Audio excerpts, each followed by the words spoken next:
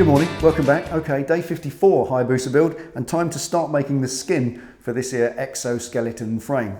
Yes, exoskeleton. A lot of you've already guessed the right way to go with this is leave this fabulous frame showing and skin it on the inside. Now what I'm going to use for that is an expanded steel mesh. I think there's a couple of reasons for that. Steel, because I can tack weld it to the inside of the frame. It's easy to make in that sense. It's extremely cheap. Expanded steel mesh is about a quarter or less of the price of brass mesh. Also brass mesh, how are you going to join it to the inside of that unless you use some kind of bonding glue? There's no form of welding process I can use, or soldering or anything else to join brass to mild steel. Can they change the laws of physics, Jim? It has to be steel to steel, and I think that's the right way to go. Also, this is going to be a rat rod bike, so effectively I want a rusted patina. Brass ain't going to give me that. In the future, all brass is going to do is go green and look a bit weird. So I think steel is the way.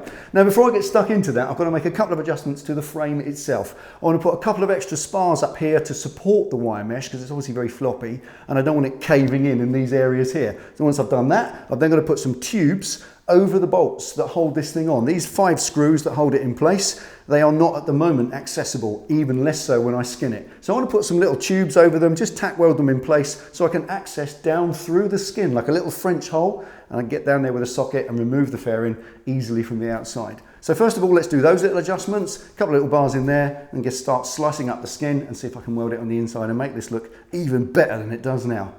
Shall we see? Let's get stuck in.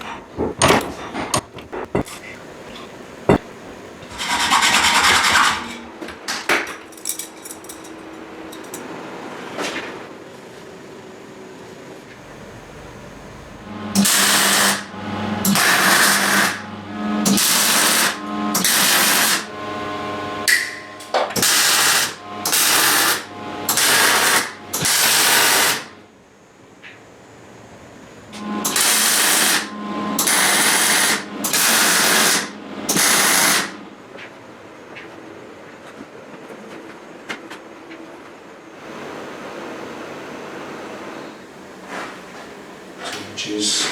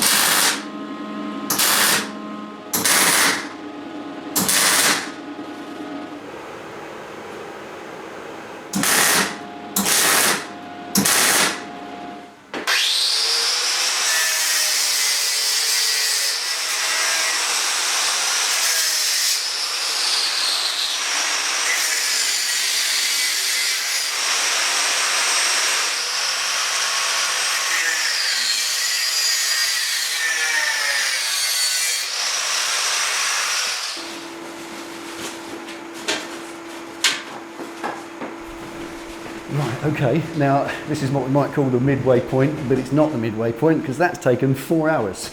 It's 1:30 now. I came in here at 9:30 and that's all I've done so far. But I've done a lot because it's a lot more involved than I thought. Doing these little tubes here so I can get to the bolts from the outside, fantastic. And these 4 wires at the top, well now the front of my bike looks like a Jeep radiator grille.